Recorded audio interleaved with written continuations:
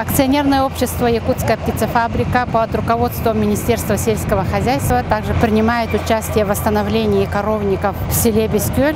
Для нас работы начались 2 сентября.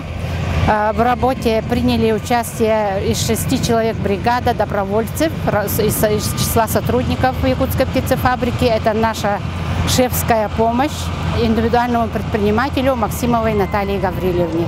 Данное фермерское хозяйство, мы для них восстановили коровник на 20 скотомест.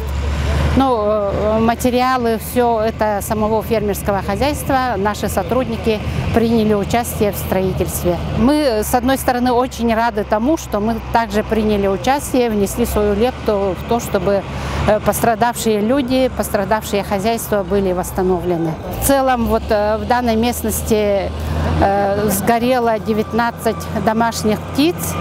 И мы, как государственное предприятие, должны принять участие тоже в восстановлении поголовья птицы. В данном фермерском хозяйстве мы им уже поставили 5 кур. Сегодня мы работы завершаем. Бригада завтра уже выедет обратно в город Якутск на свои рабочие места. Мы не подрядная организация, мы в порядке добровольческой помощи оказали содействие фермерскому хозяйству для того, чтобы они своевременно к зимнику построили свой коровник.